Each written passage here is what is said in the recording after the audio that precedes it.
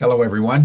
I'm Jim Garrison, and I want to welcome you to this session of Humanity Rising in the spirit of the trees and all of living nature.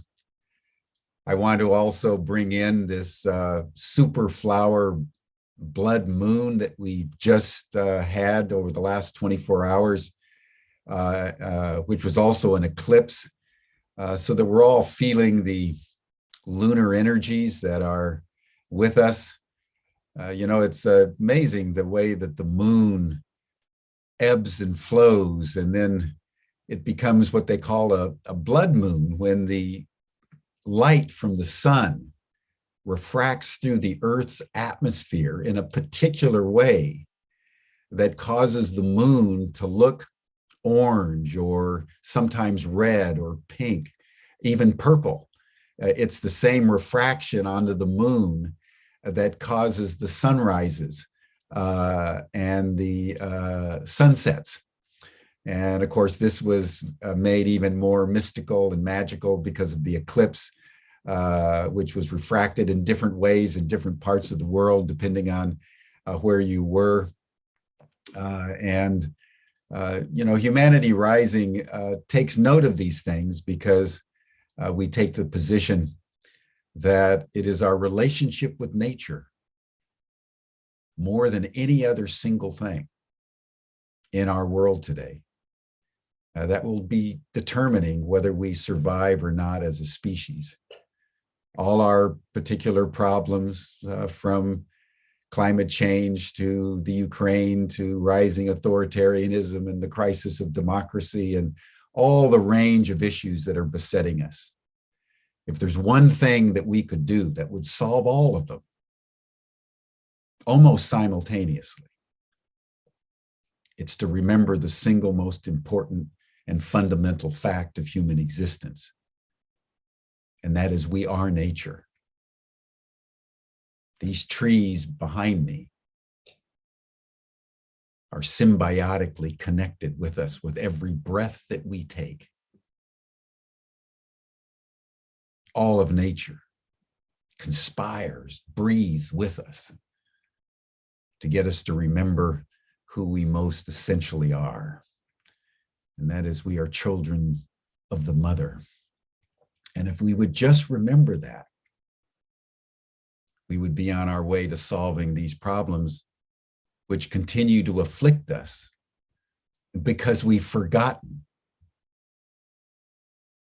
our existential reality. So that's why I have the trees as our background for Humanity Rising. Because every time I breathe, I'm breathing in the oxygen that the trees and the plants all over the world are emitting. Then when they breathe in all the carbon dioxide that we exhale. Isn't that a wonderful thought? It's all one. As Plotinus said, the entire universe breathes as one. Let us remember that today as we begin Humanity Rising, and let us, in this spirit of remembering, just pause for just a minute. Take in that we're physical beings. Close our eyes if you can. And in a spirit of deep gratitude and thanksgiving that you're alive at this moment, center your attention on your heart. And through your heart, feel the moon. Feel the full flower blood moon and the eclipse that's just passing.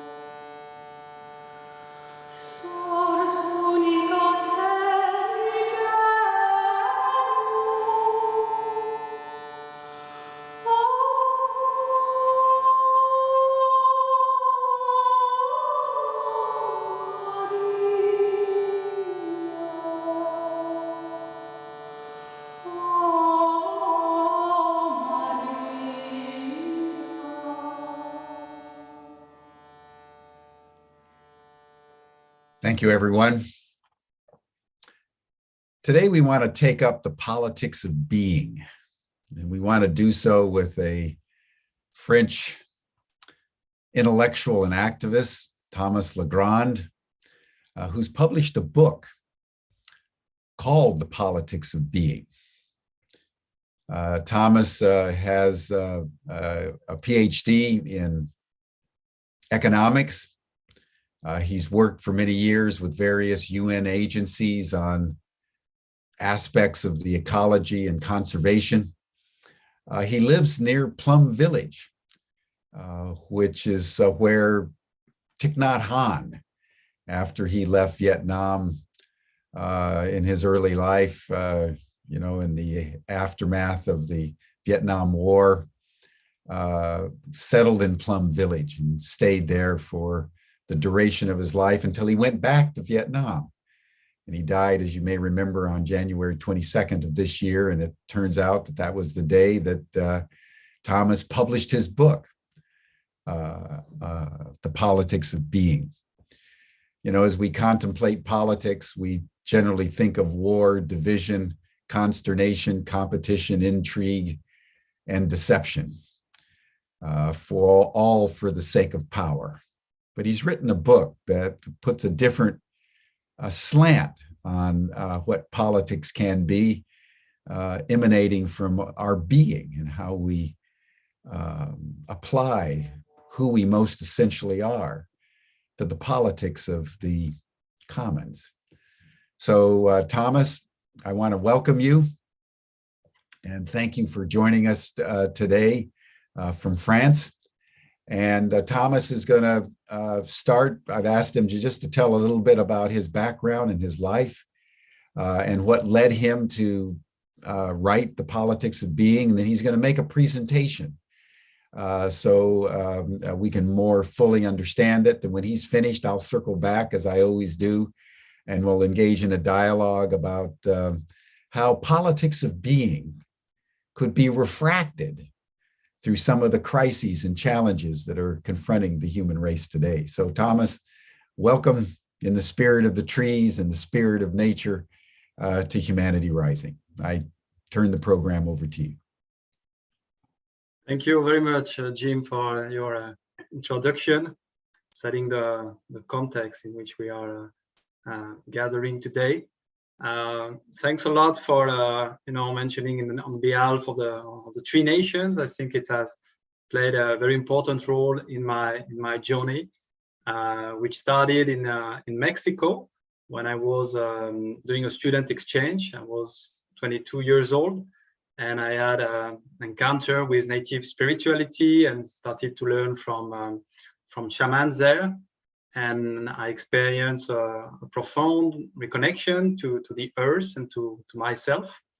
And this led me really to completely change my life and prioritize my own spiritual journey and how also I could contribute to this very special moment humanity is experiencing.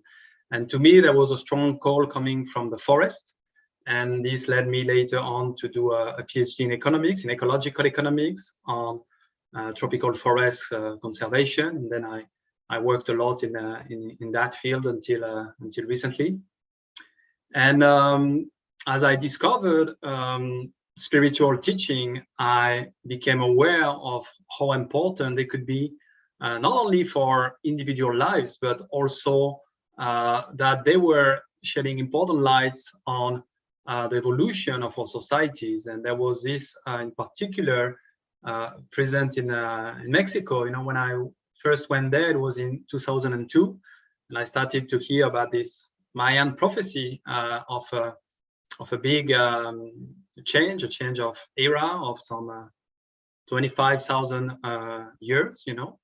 And even as a student myself in economics, etc., well, I say, well, maybe, yeah, it takes some 10 years now for our systems to just collapse and open the way for something different. And I became very interested in how spiritual teachings could contribute to our collective evolution. and then discovered other teachings like the teachings from Sri Aurobindo, for example, who have talked a lot about spiritual evolution of humankind, the Baha'i faith, and little by little, also because I was working in that field of policy for environment and sustainable development. Usually we talk about, we see a lot this evolution of humanity from a bottom-up perspective, like people do their inner transition and then they change and then the society change.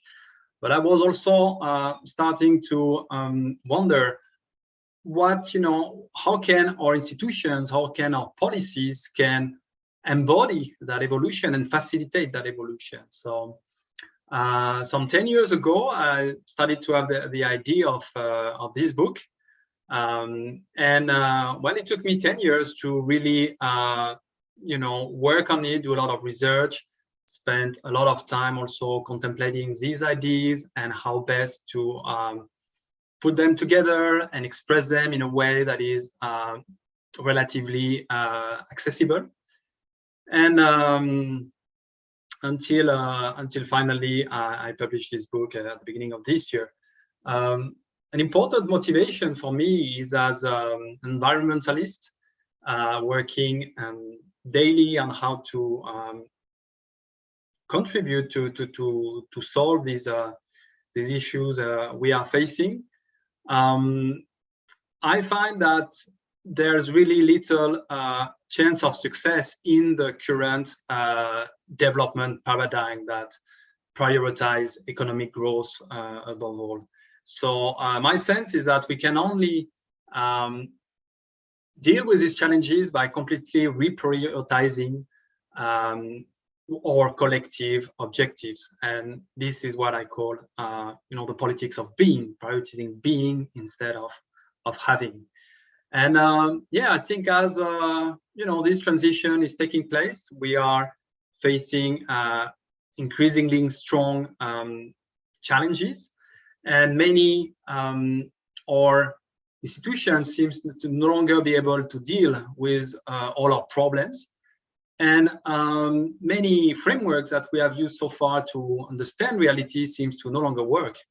But at the same time, I think this framework of humanity looking for ways to evolve spiritually start to be increasingly recognized. And I think it has prepare the ground for the reflection I developed in this book to be, and many others similar, to be now getting much more attention.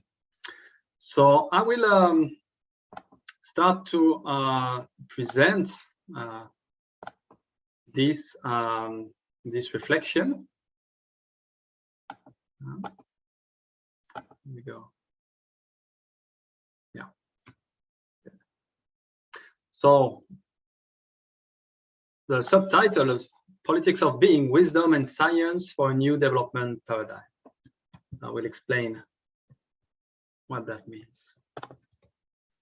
Okay, so first I think the importance is to recognize that we need a cultural evolution. And this is starting to be recognized in mainstream institutions such as the one I'm working with. For example, here the United Nations Development Program, which says in its Human Development Report, which is a very important report in this sector, nothing short of a wholesale shift in mindsets is needed to navigate the new world of the Anthropocene. I think this cultural evolution needs to be spiritual in nature. It's a change of mind and heart, as the Earth Charter said. And how can we understand simply this need for a cultural evolution? Well, we could say that in the last, let's say, 2 centuries, we have developed to a great extent our power, or technological power over nature. And this has led us to a world that is much more complex, much more interconnected. But we don't have the wisdom we have not invested in developing the wisdom, the inner capacities to balance this power and deal with this complexity. So that led the Dalai Lama to say the fundamental problem is that at every level we are giving too much attention to the external material aspects of life while neglecting moral ethics and inner values. So how can we understand this civilization crisis, which is, I believe, an evolutionary crisis? So basically, we have to understand that at the root of it is what Charles Eisenstein calls a story, like a story of separation.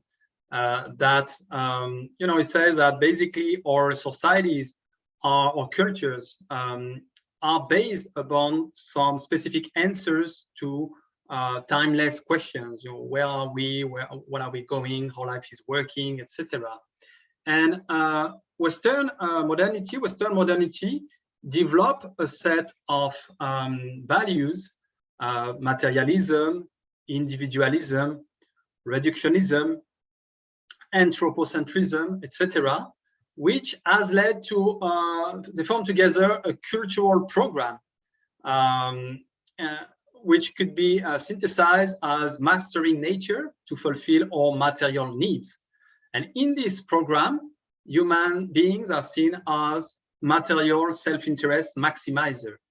So most of our modern institutions are based on this story of separation. And this story, and that's why they are not able to deal with the problems we are facing. And these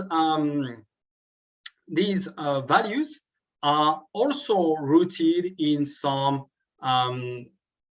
scientific facts, etc. And these are evolving, and we can see that they are giving way to a new worldview, we could say, that we can call the story of interbeing.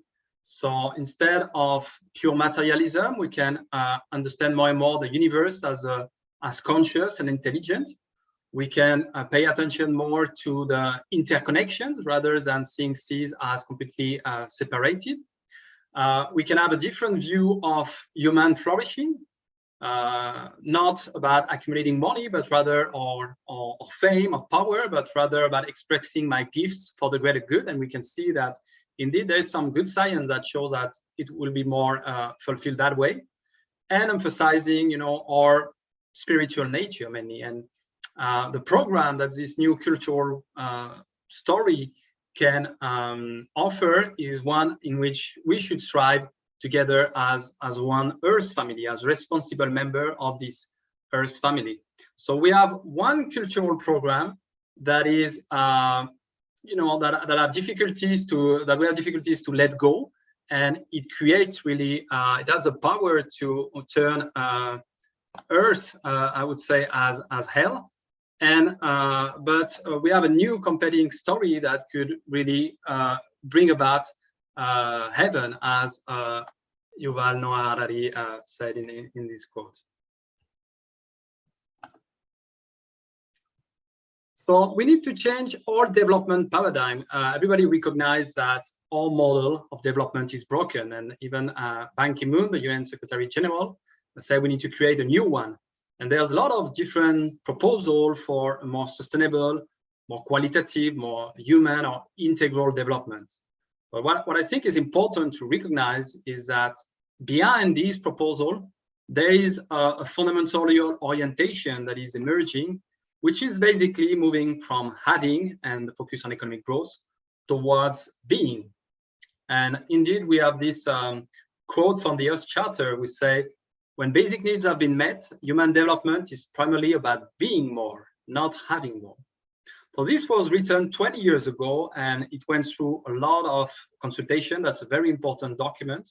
And, as I was writing this book, I was just wondering why nobody has written, what does that mean to have a human development that is about being more? So I think that's a very important question to figure out. And it's interesting to note also that this is coherent with a cultural evolution that leading scientists, sociologists such as Engelhardt was in charge of the World Value Survey, observed in rich countries over the last decade. So he said, we are experiencing a cultural evolution from materialism to post-materialism, and more fundamentally from survival to self-expression. So that is about, increasingly for people, more about life is not about survival, but about self-expression, about being. So the politics of being is this is a wisdom-based approach informed by science. So that's very important to have this dialogue. Wisdom and science can be very complementary, and they can work together. And indeed, science cannot tell what values we should have as society or what should be our collective goal, but can be very important to wisdom can tell that. Science can then figure out how to go there and how that could work. So basically, the politics of being place being as a main collective goal and means. So we cannot separate the goal and the means. We cannot advance being, just straight away. It's a process, and I will come to explain what I mean by being as a means. And so being is about, we could say very simply, it's about our truest being. So how I can express who I really am, and our highest being. How can I cultivate, virtues and qualities, which is, what philosophers have said, always said to be the purpose of the good state, good society. Very important. It applies here. We mean all beings, not only human beings. So this is a framework that can work for all beings on this earth. So the politics of being aims at aligning our institutions with our true reason to be here on earth, becoming who we are, the best and most complete version of ourselves. So this should be the task of our governments to support this. So here I would explain what I mean about being also as a mean. So that here is a very interesting quote from Elinor Ostrom. So she has been the first woman to receive the Nobel Prize in economy. And when she received it in Stockholm, 2 years after, before passing away, here is what she said: designing institutions to force or nudge entirely self-interested individuals to achieve better outcomes has been the major goals posited by policy analysts for governments to accomplish for much of the past half-century. Extensive empirical research leads me to argue that instead, a core goal of public policy should be to facilitate the development of institutions that bring out the best in humans. So this is a very important quote coming from someone who arguably is the most influential scholar in institutional analysis. And basically what she said, that our main lessons throughout our research has been that instead of assuming that everyone is selfish and design institutions that will reinforce this assumption, we should rather design, not come from this assumption, but design institutions in the way that not reduce, let's say, our negative potential, but rather help us cultivate the best human qualities. So that's really, what we politics of being aims to do. And the idea is really that our institution should create favorable conditions for being, including cultivating, as I said, our highest being, the virtues, the qualities. And so that individuals can develop and not only be more fulfilled, but also wiser, and so that they understand that they need to invest in refining these institutions, adapting them at the current context, refining them, so that they can better cultivate, they can help members of society to better cultivate their being. One example, just it was a little bit abstract maybe, So, for example, if you look at justice, so we have one paradigm that is retributive justice. The assumption there is that justice is done when whoever breaks the law receives a proportional punishment in return. And we see that this system is widely questioned in terms of both efficiency and fairness. And as you can well see in the US, now there is a systemic crisis with rising delays and costs of doing justice, mass incarceration, recidivism, etc. So the alternative paradigm here is restorative justice.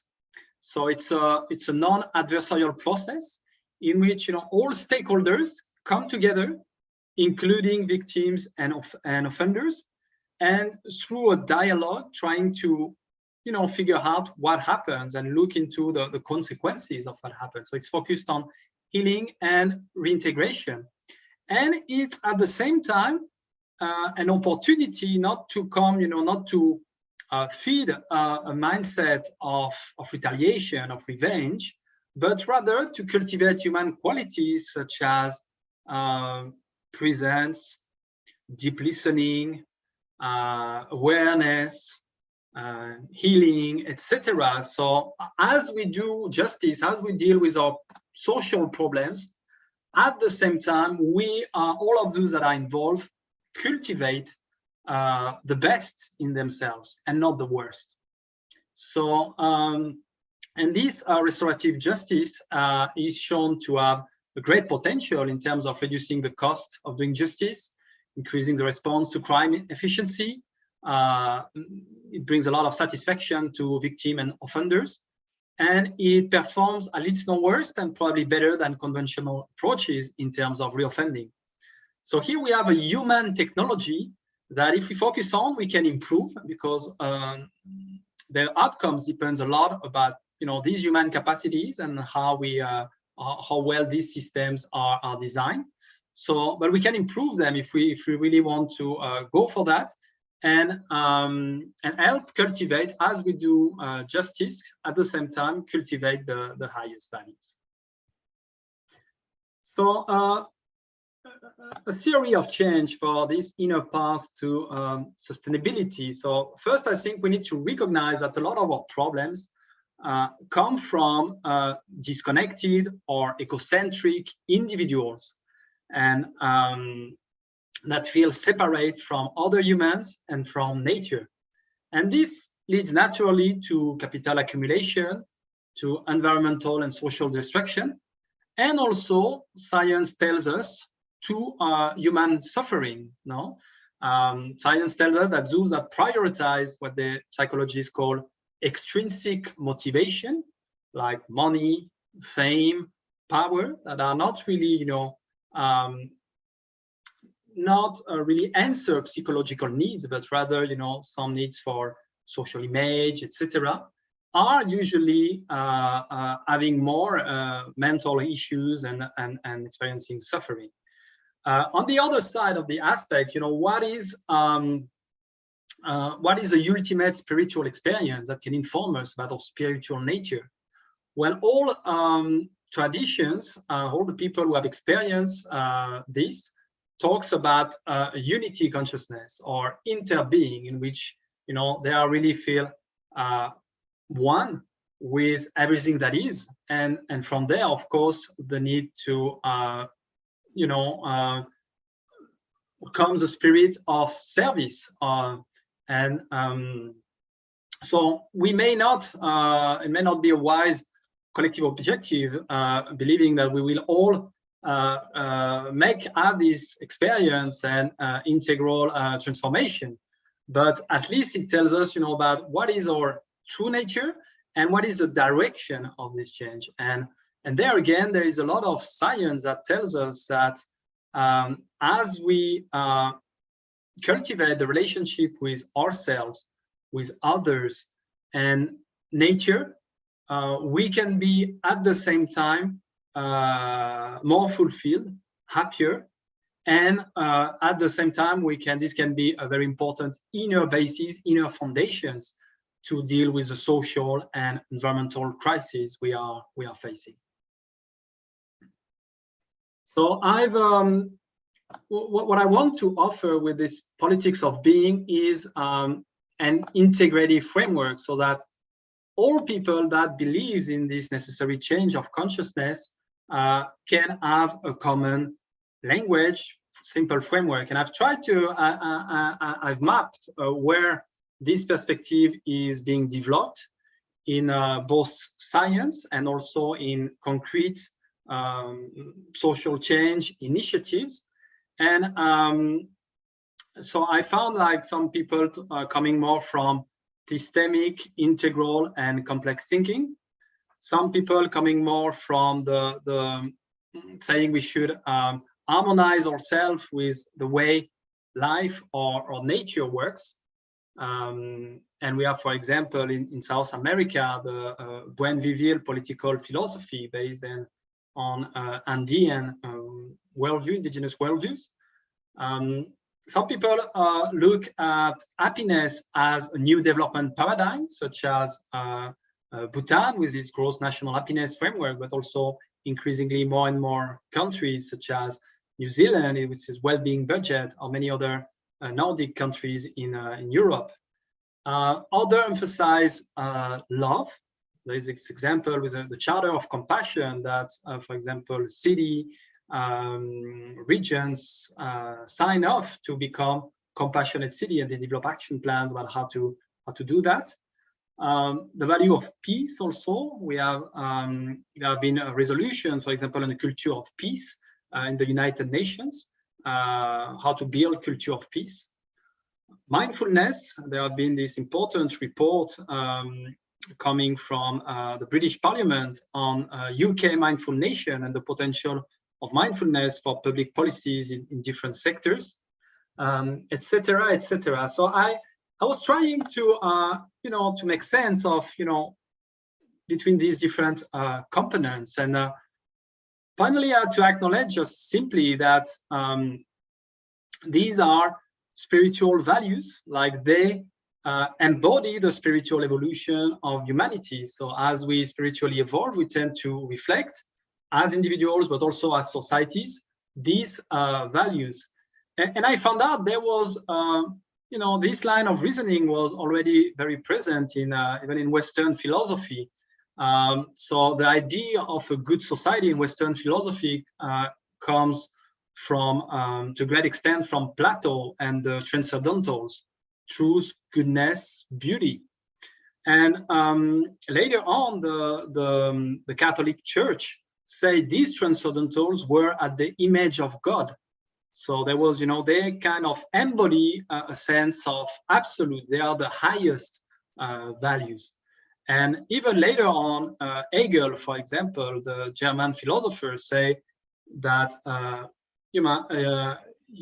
history was expression of our spiritual nature, and as history develops, societies express more and more what is the spiritual nature of the mind, that is freedom. So there is a line of thinking in which we can embed all this framework that I propose. What's interesting is that all of these values that I've mentioned has become, over the last decades, subject of science. So science is increasingly telling us how to cultivate empathy, love, compassion, how to cultivate peace in our society, how to cultivate happiness, etc., etc. And in fact, now they are more and more entering the political field, as I've mentioned.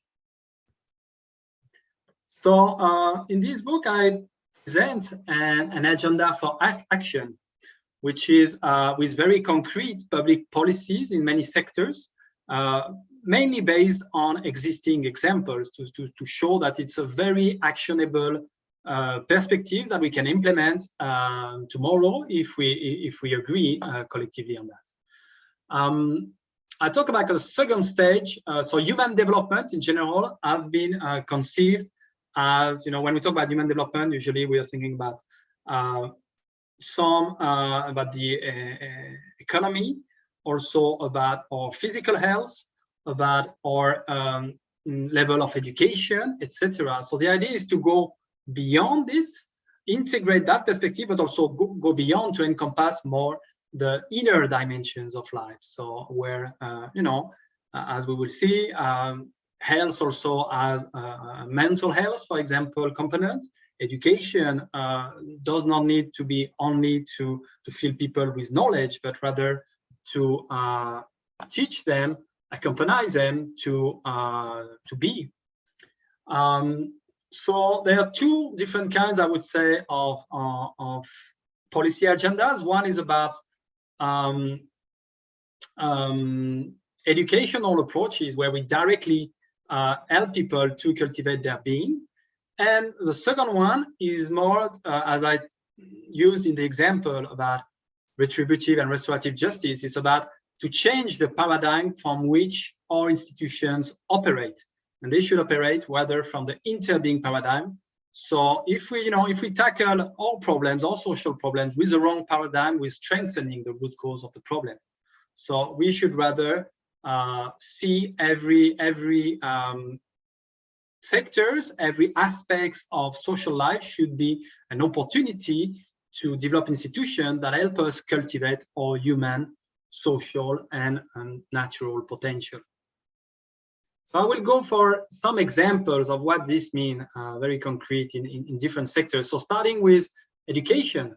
And what is also very interesting when you look at these concrete application, you realize that people who reflect in these sectors often come to the same conclusion. So for example, here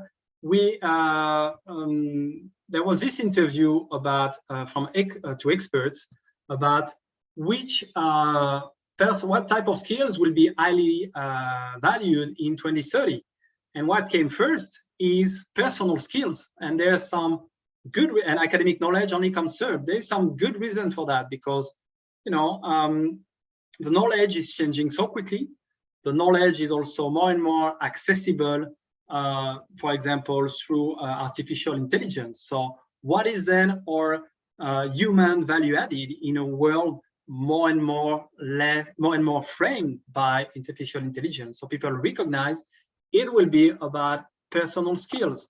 And supporting, that's why I think the education for being should support people's integral development, the expression of their authentic being, and the cultivation of the best version of themselves. And there's a lot of examples of how to do that. And they often are at the leading edge of what experts recognize is a good educating system, such as, for example, the Finnish one, which use many of these approaches.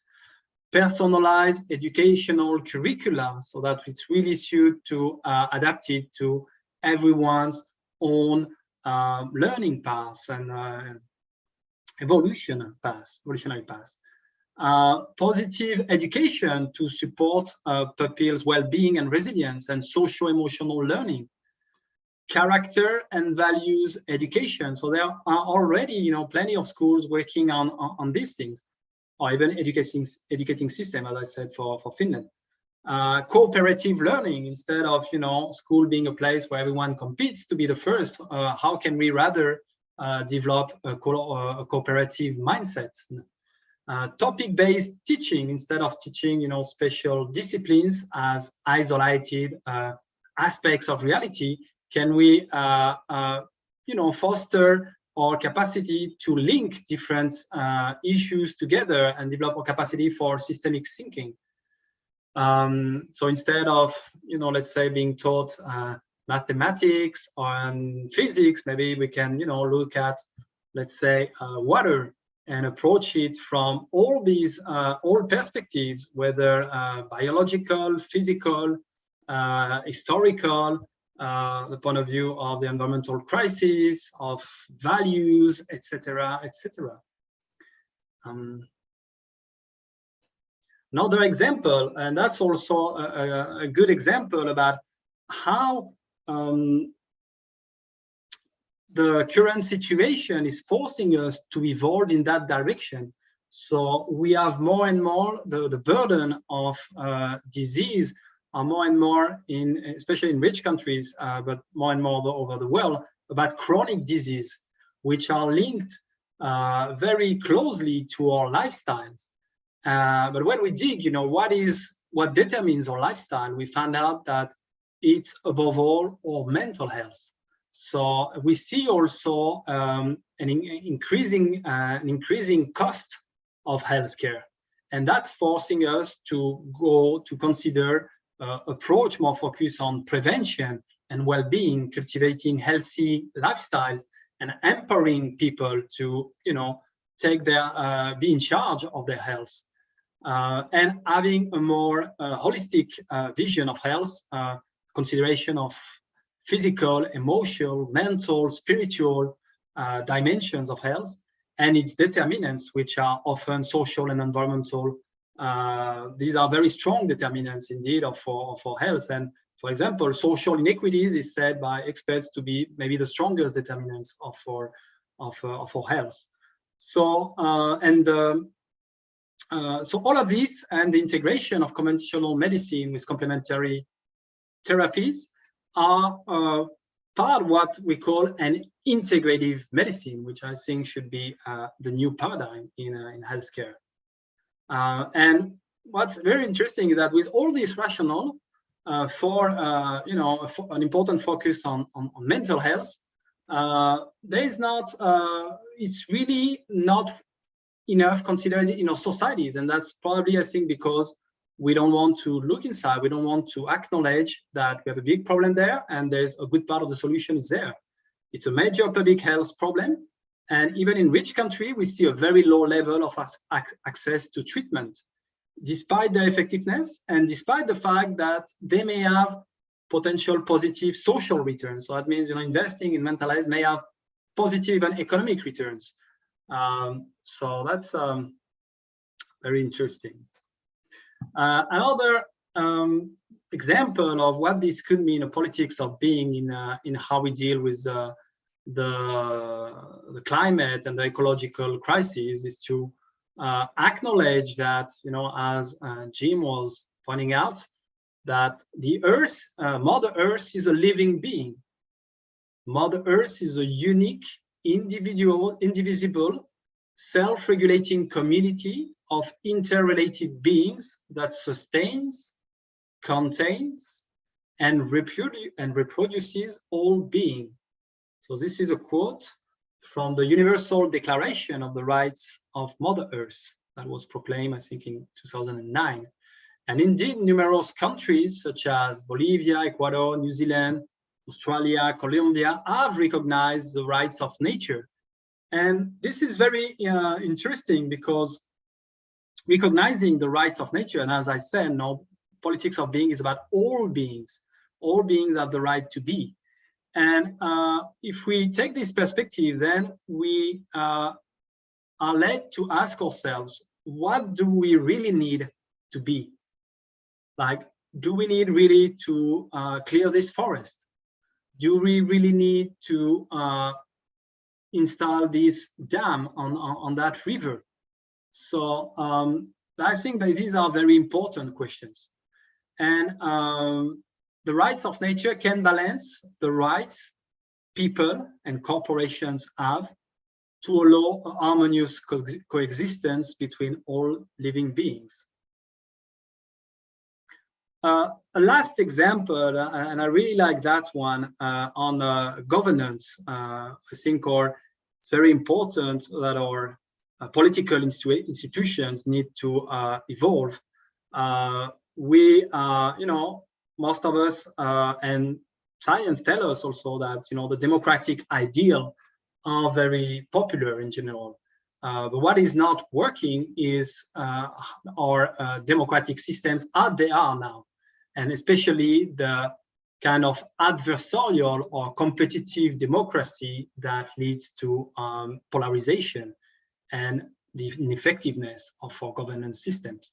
So I really like this, the research I've done on governance, because it embodies well this method around a dialogue between science and wisdom.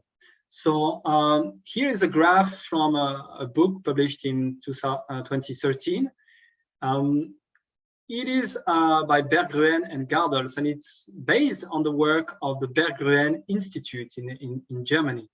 And what they have done is they have asked some of the best political scientists in Asia, but also in America, in the Western world, to work on what would be an ideal governance system.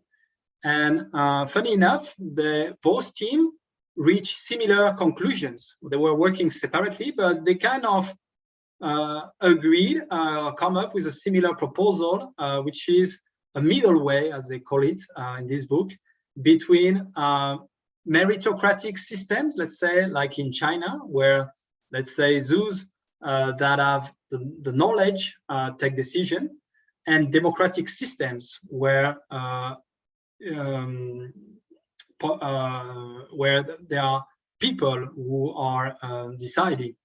And they propose political institutions that could embody this perspective. And it's very funny because these institutions are relatively close to the way Baha'is, which is a religion, the Baha'i religion, is organized. And it's very interesting because many of you may not be familiar with the Baha'i religion, but it started in the 19th century in Iran by the prophet Baha'u'llah, that talks about progressive revelation and say, like, in every time and space comes prophet to support humanity evolution according to the needs of these times and spaces. And they understood that each time what was blocking the next revelation was clergy. So Baha'u'llah paid a great attention to how its religion should be organized, and he clearly said that this could provide a template for nations in the future to organize themselves if they wish to do so. So that's, really interesting when, from a scientific perspective, political scientists come to the same conclusion that a religion that paid a lot of attention to how to organize themselves. So different ideas of what this means, but in particular to strengthen direct and deliberative democracy in a way that is integrated to representative democracy. And also a wisdom council that is in charge of this long-term evolution and studying the evolution of our values in society to make sure our societies is really moving towards a higher state of being, we could say. So I just go quickly on this. So finally, I think what's important is to recognize that these values, which are the foundations of the politics of being, are universal. And thus they can provide the ground for the world unification.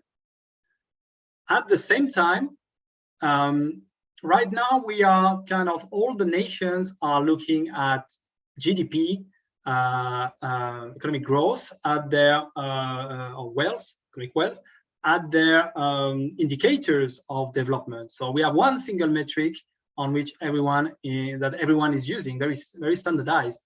But when it comes to being, that really opens a field for every nation to define its own version of the politics of being, its own version of the good life.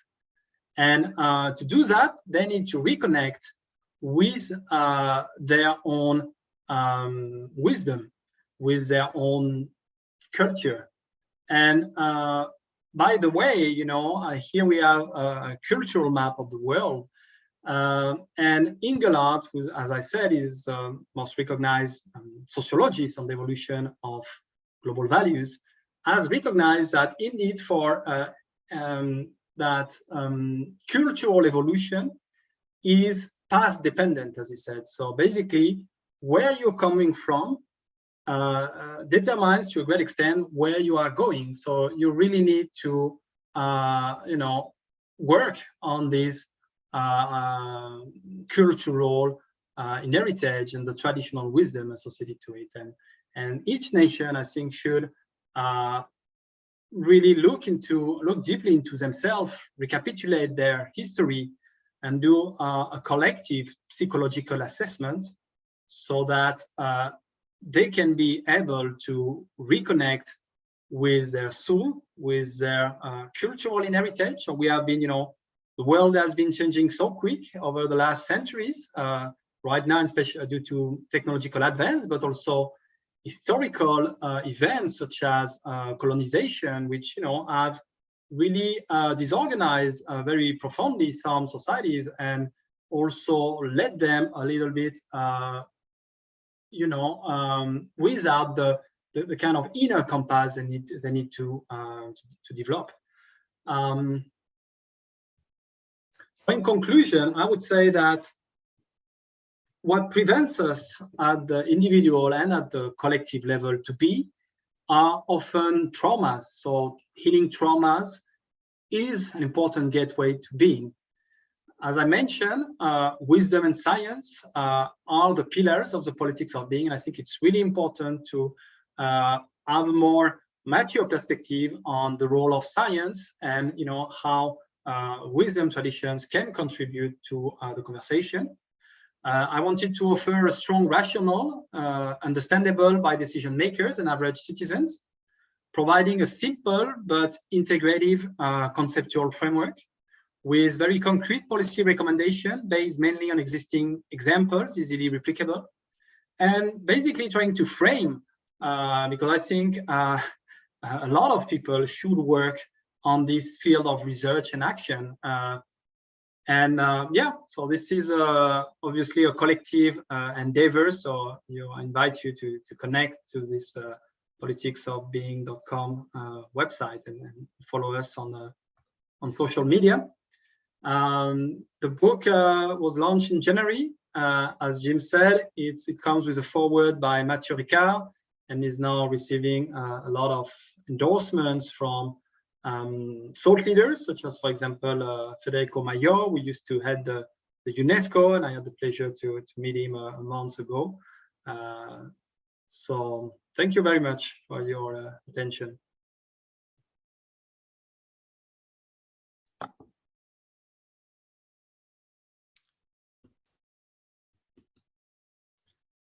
Thank you, Thomas.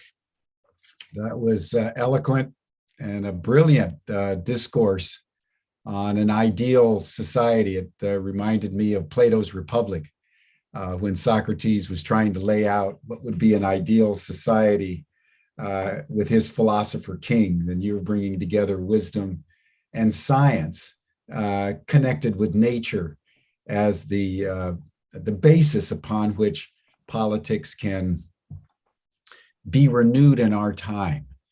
And I think it's within that context that I'd like to probe what your politics of being really means against the anvil of contemporary politics.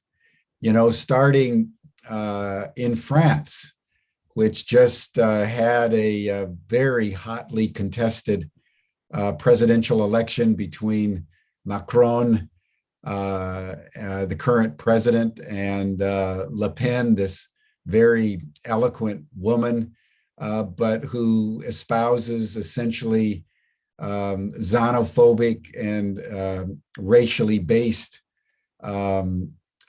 policies inherited from her father, with fascistic tendencies. And what I'd like to probe, is that in every culture, there's a spectrum of beliefs and personalities and philosophies from sort of, let's call it the extreme left to the extreme right. And there doesn't seem to be any exceptions, even in indigenous societies. There's always a spectrum of responses to the challenges of the environment, between, for example, a more authoritarian response to a more laissez-faire, egalitarian response.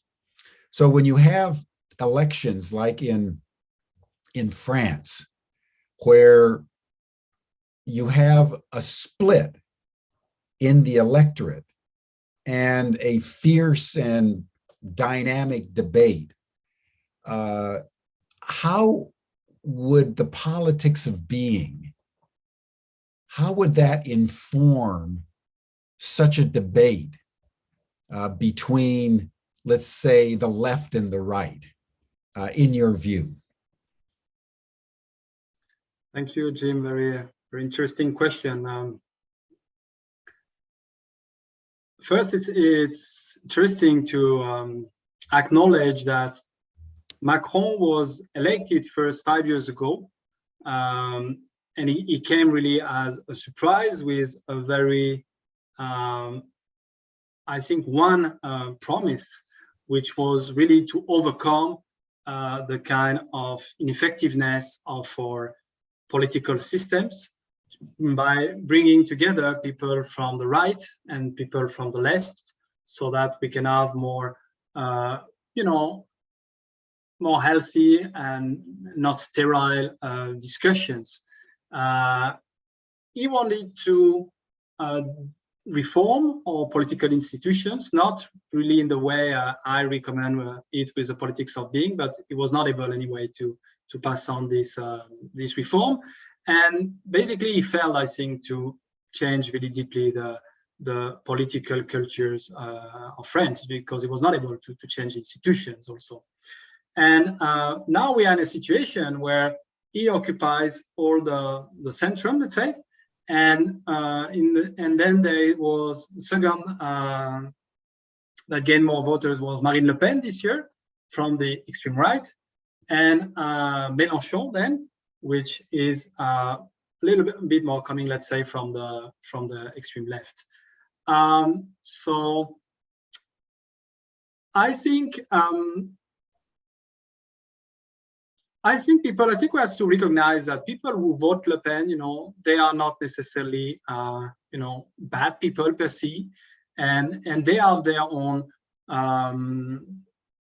rationale for voting Le Pen, because Macron is pretty much supporting the status quo and a strong agenda around economic growth, competitiveness, etc., which is, according to some people, is necessary in a global economy, but at the same time never really answer demands from the people to improve their lives.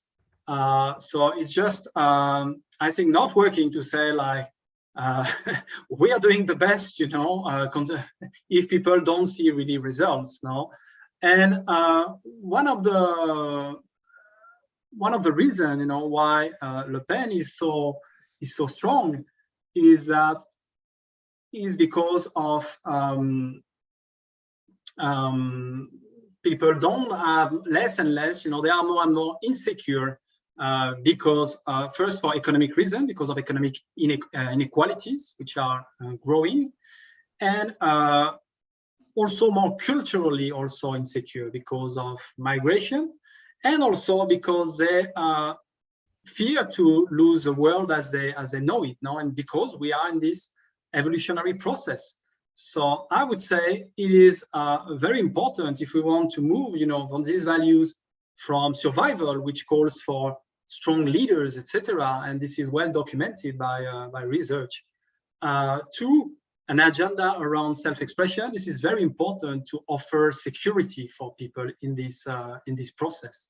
And to me, I think it's very difficult, also because one of the main barriers to adopt a strong social and environmental agenda is the global economic systems in which we are. It feels like everyone, what we could do in terms of addressing social issues, environmental issues, there is always this fear that it will loosen our competitiveness. So probably we need to come back to a system, an economic system that is less integrated, less globalized, and more resilient also, as such, as we have seen with the pandemic. There are some, it's important to build, and we see now with the war in Ukraine, which will probably lead to change of regime in many countries and hunger, demonstration, etc., because we are so dependent on one another, and they're so fragile. The system is so fragile.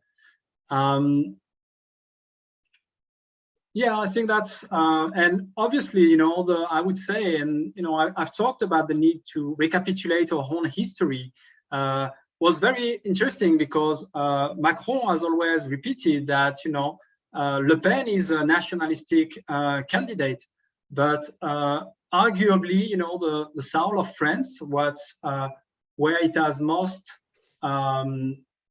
contribute to the world is through the universality of its values. So I believe, you know, French contribution that France can do to the world, its own genius is really linked to this universal agenda. And this is, we have a nationalistic candidate, which is, you know,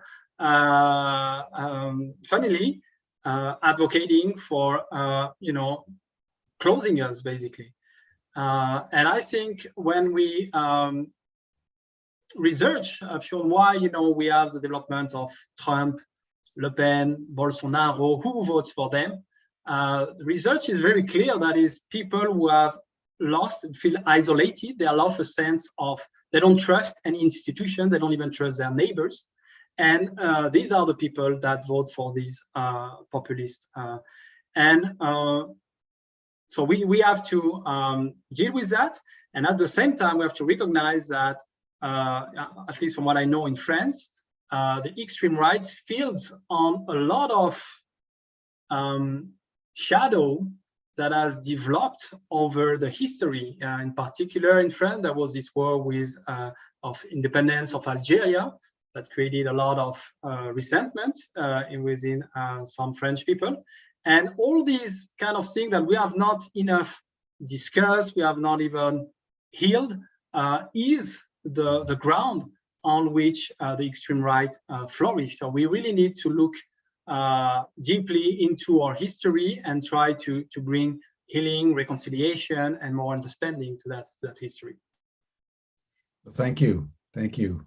Catherine Alexander made a point that's worth just contemplating for a moment.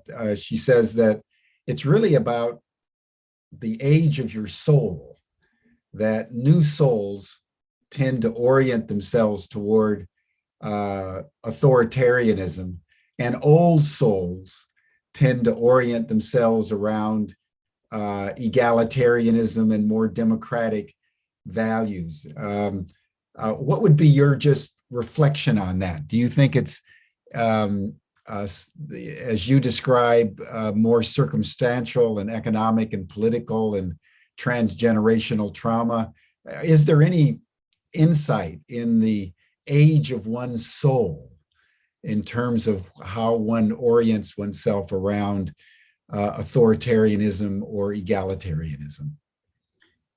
Yeah, it depends. Maybe if we consider, if we're talking about individual or nation's soul, with individuals, I probably agree that, you know, soul that maybe more evolved would favor, you know, more democratic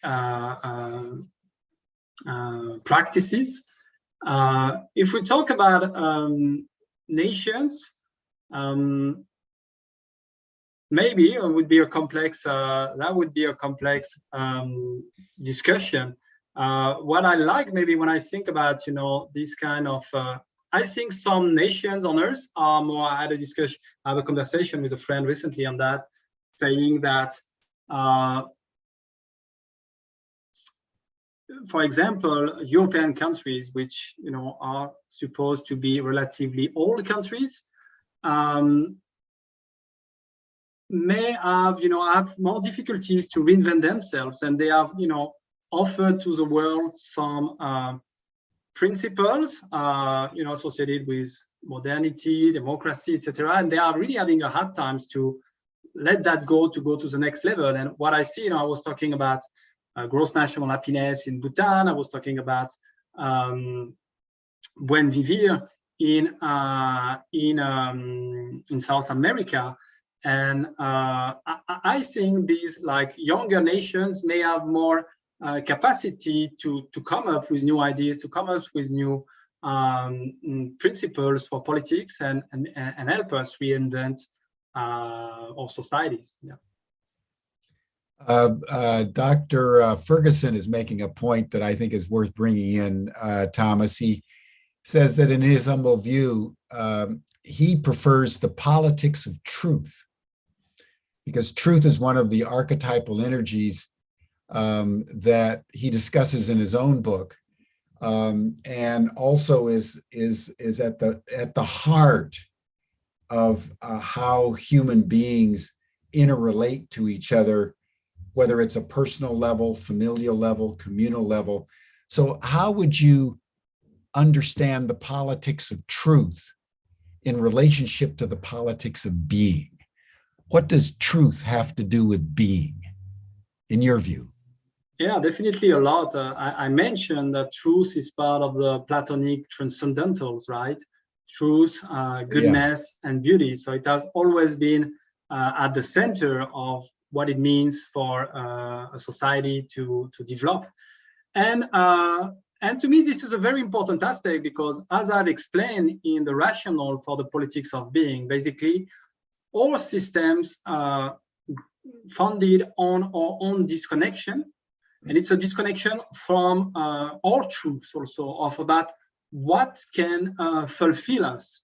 And as I've said, there is a lot of science that are pointing that our happiness or fulfillment is not about money or fame or power, as our systems tend to emphasize, but it is rather about our connection with ourselves, with one another, with the earth, or this inter-being paradigm. So as some people talking about with this lens of a spiritual evolution of humanity, some coming more from a Christian background, for example, talks about the apocalypse, which is the unveiling of truth. So I think this is, and Gandhi said his politics was all about, and this non-violent politics was all about in the name of truth. That was the power that was emanating from his actions. And I think that's also true for the politics of being. Yeah. The politics of being has to be truthful in order for it to have the power that you're indicating it would have. Because if it's scientific, it means it's truthful. If it's wisdom-based, it means it's truthful. And if it's nature grounded, it means it must be truthful. So that truth, like goodness and beauty, as Plato said, you rightly point out, is at the heart of being. Truth, beauty, and goodness. Mm-hmm. So thank you, Cuff, for bringing that point in. That's a very good one. Now let me turn Thomas to the Ukraine. And I'd love to hear your view on how the politics of being would solve the problems in Ukraine. I mean, if you were advising the world right now from the point of view of the politics of being and counseling Putin, counseling Biden, and those are the only two actors in the end. It was the United States that, because it relentlessly pushed NATO to the east against the objections of Putin, forced the Russians and Putin to have their backs against the wall. And they decided that they would tolerate NATO in every other country, but not the Ukraine and not in Georgia. The US insisted anyway to go into the Ukraine. And inevitably, the Russians have pushed back. And now we have a war. We have carnage. And the United States continues to up the ante. The Russians are making it clear that they will not back down. It looks like we're now in a unending conflict of aggression against aggression.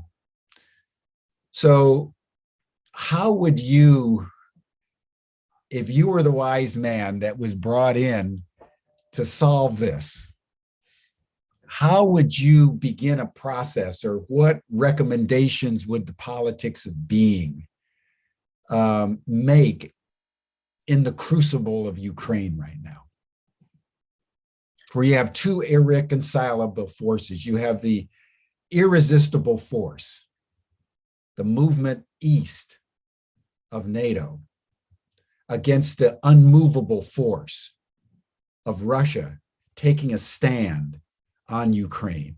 What would you do?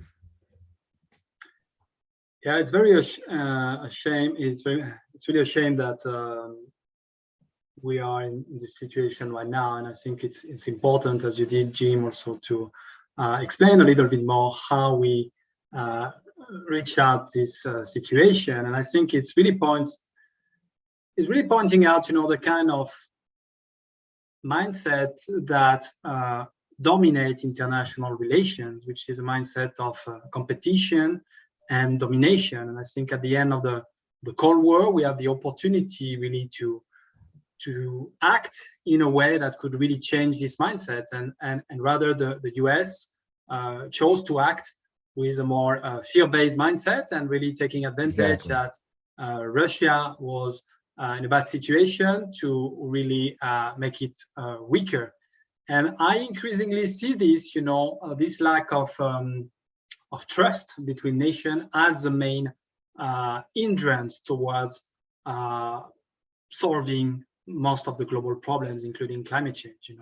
And also, I was pointing out about the economic competition, and that it's blocking our social environmental agenda. We can't change because we rather want to be strong and die altogether, rather than being the weak and and trying to solve our problems. But coming back to your question, what I would advise is simply deep listening. And my teacher Thich Nhat Hanh has advised that for when it was about the Afghanistan war, etc. That says no other way to really have these leaders spending time together and really listening to each other, and not dismissing what they say as fears or as unreal, etc. So that we can have really true communication. I think would be the most important. And I say, why instead of maybe if they keep asking my advice for some time, I would say at some point, hey, instead of asking, my advice every time you have a crisis, why don't we sit together and try to figure out how to prevent, all these crises to come in the future? Why don't we invest in building a culture of peace, as UN has committed to? Because if we, and there are very concrete pathways to do that through education, gender policies, family policies, that we know what it takes for a human being to grow and be a support of a culture of peace, so that this world becomes simply just not tolerable. So I think I would definitely also advise that. No, you're making some fundamental points, Thomas. I just want to elucidate them for a moment, because I think you're being very wise. If you think about it, everyone, most problems can be solved if there's deep listening. If there had been deep listening between the parties, really listening to what the Russians needed in terms of their buffer zone, really listening to what the people of the Ukraine want and need, really listening to the European Union and the I would say the European culture, what it needs for its further development. Had there been a process of simply deep listening, it would have led very naturally to your second comment, Thomas, of an ongoing dialogue in which politics would not revert to war. And it's because people were not listening and people were devilizing the other side rather than humanizing the other side, because you can't listen deeply unless you humanize the person that you're speaking with. And as they say, you can't kill someone unless you've devilized them, unless you've turned them into a stereotype. So the politics of being and the politics of truth, I would say, is very much immersed in a recognition of our common humanity. And out of the common humanity, as Thich Nhat Hanh learned through the crucible of the Vietnam War, is that the war happened because there was no listening. And because there was no listening, there was no willingness to truly dialogue and negotiate common ground. So I think you gave a very wise answer. And so I just want to thank you for that. And let me turn then to a final question in relationship to the politics of being, and that is climate change. Because I think if there's one challenge confronting humanity, it's that we're not engaging in deep listening with nature. And our mother is about ready to take us out because we won't listen. So as we close, what advice would you give us as a community? How can we more deeply listen to nature? Should we go out to nature more? Should we go out to sit in the parks more? Should we learn how to talk to trees? What would you say? What counsel would you give for how we could more deeply listen with nature? Yeah, definitely. That would be all of this would be helpful, including talking more to trees, I guess, or hugging them, and also sending love, I think, to Mother Earth. And being able to recognize, like being able just to be there for the beauty of nature, and recognize how much this is important for our well-being, and overcome this sense of separation that is at the root of the environmental crisis. I would also say, from the kind of institutional perspective I take for the politics of being, is that we should, and I propose it, I mentioned, a wisdom council as part of political institution. And I think in this wisdom council, we should have representatives of Mother Earth that are speaking on her behalf. Good one.